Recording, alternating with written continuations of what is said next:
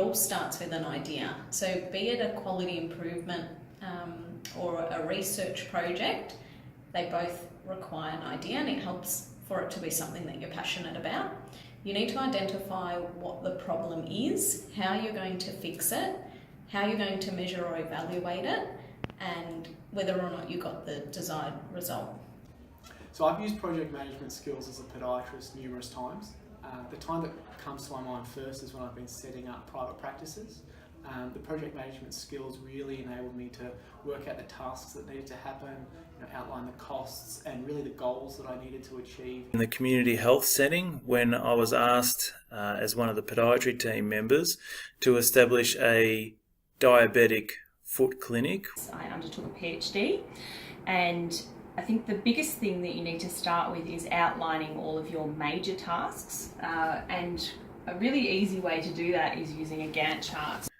With question 2, I did at the time, and I do still believe now, that it's important to have project management based skills as a podiatrist. 1, you can spell Gantt.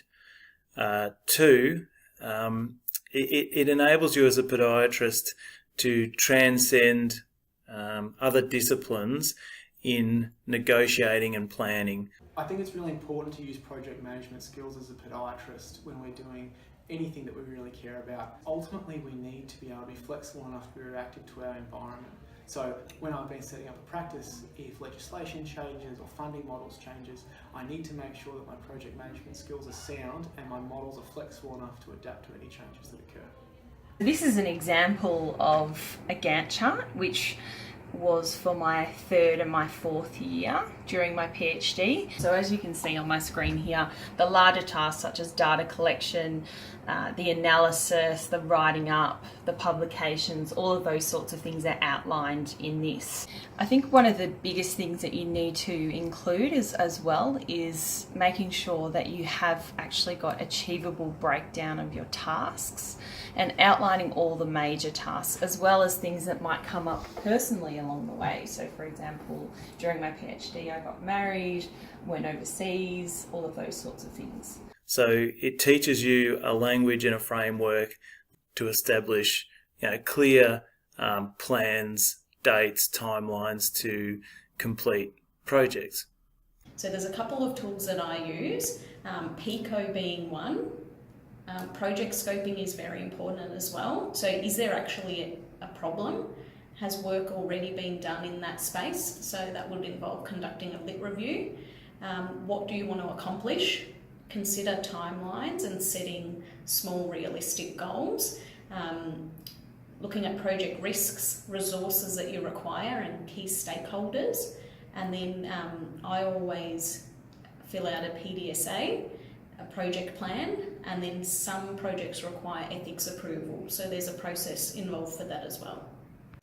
But what's really important is to break it down into smaller, achievable tasks.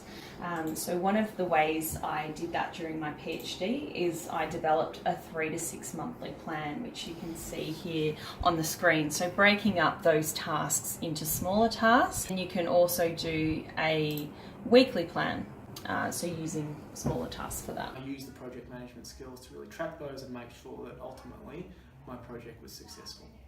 Yeah, I do feel that new graduates have some grasp of the relevance and importance of project management to use in a professional capacity, but I definitely think that you will learn more once you graduate.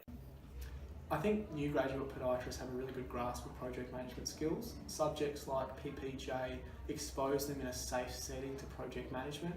They're exposed to the different skill sets required and the different relationships required, whether it be with stakeholders or their peers or ultimately with the client. It's, quite often they tend to look a little bit too far ahead.